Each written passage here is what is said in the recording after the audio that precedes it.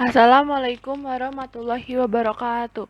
Nama saya Ainun Najah dari kelas 12 IPA 1 akan mempresentasikan materi yang bernama diagram garis.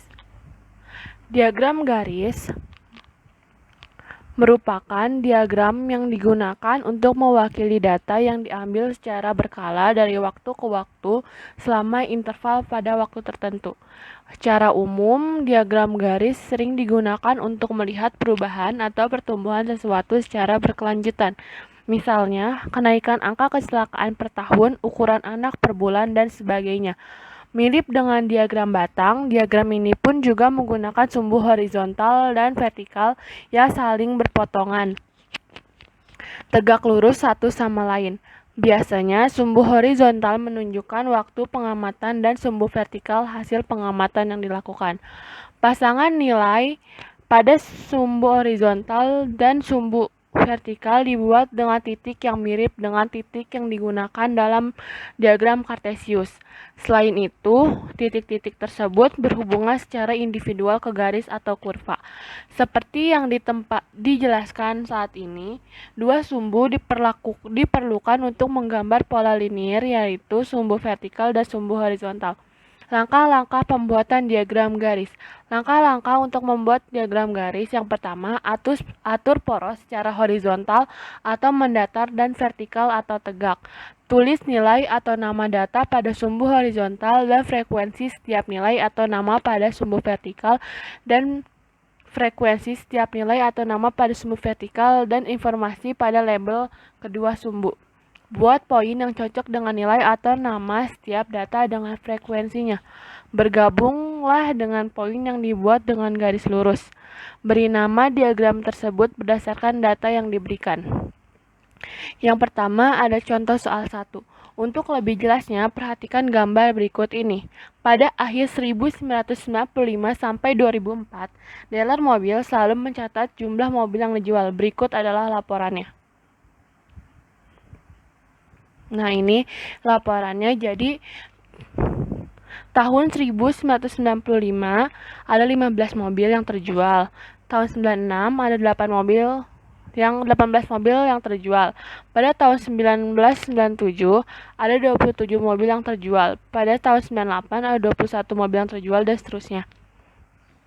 Nah, maka pembuatan diagram garis pada soal di atas adalah kayak gini.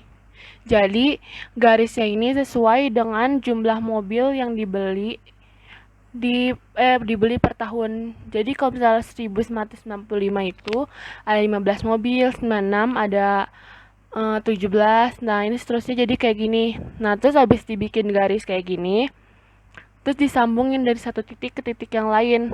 Nah, kayak gini. Diagram di atas menunjukkan bahwa sebagian besar penjualan mobil terjadi pada tahun 2001. Nah, karena 2001 itu titiknya tertinggi. Terus, penjualan mobil cenderung meningkat antara 1995 hingga tahun 1997. Jadi, dari tahun 1995 sampai 1997 itu garisnya itu selalu naik gitu. Jadi makin naik. Terus di tahun 98 dia turun, terus di tahun selanjutnya naik lagi, pokoknya terus turun lagi. Sedangkan cenderung menurun antara tahun 2000 hingga tahun 2004. Nah, dari tahun 2000 itu udah kan naik satu titik itu kan. Terus ke 2001, dari 2001 itu dia terus nurun. Jadi tahun 2004 itu paling turun gitu lah, paling nggak terendah tapi emang udah rendah gitu. Nah, terus ini ada contoh soal keduanya. Sebuah perusahaan gula telah mengkalkulasikan biaya produksi dan penjualan tahunan selama 10 tahun terakhir dari 1995 hingga 2004. Berikut ini laporannya. Nah, jadi di tahun 1995 ini biaya produksi per tahunnya itu ada 600. Nah, ini kayak pokoknya ini dibedain dari angka 1 sampai angka 10 gitu kan. Nah, terus akumulasi biaya produksinya itu ada 600, nilai penjualan per tahun 0. Akumulasi nilai penjualannya 0. Jadi pokoknya sesuai gitu deh jadinya gitu. Terus ini bikin diagram garisnya. Nah, jadi kayak gini sama aja.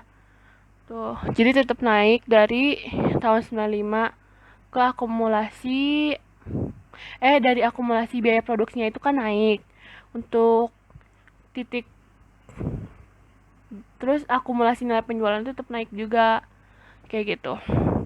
Nih, penjelasannya itu gambar di atas menunjukkan bahwa perusahaan menghasilkan keuntungan antara 1999 hingga tahun 2000 ketika dua garis berpotongan. Berpotongan kedua garis ini disebut dengan titik pulang pokok. Nah, jadi ini ada potongan gitu kan di sini. Nih, ada potongan. Nah, ini tuh disebut dengan titik pulang pokok. Dari dua contoh sebelumnya, kita dapat menjelaskan bahwa diagram pertama adalah diagram garis tunggal. Nah, jadi yang ini nih, yang diagram pertama itu diagram garis tunggal.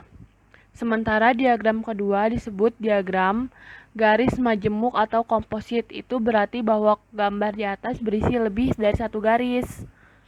Terus, jadi diagram garis majemuk tersebut biasanya digunakan untuk membandingkan dua atau beberapa kondisi terkait. Jadi, yang pertama, contoh soal pertama sama yang kedua ini udah beda. Kalau yang pertama kan dia kayak disatuin kan titiknya. Nah, kalau ini tuh kayak terus naik gitu deh.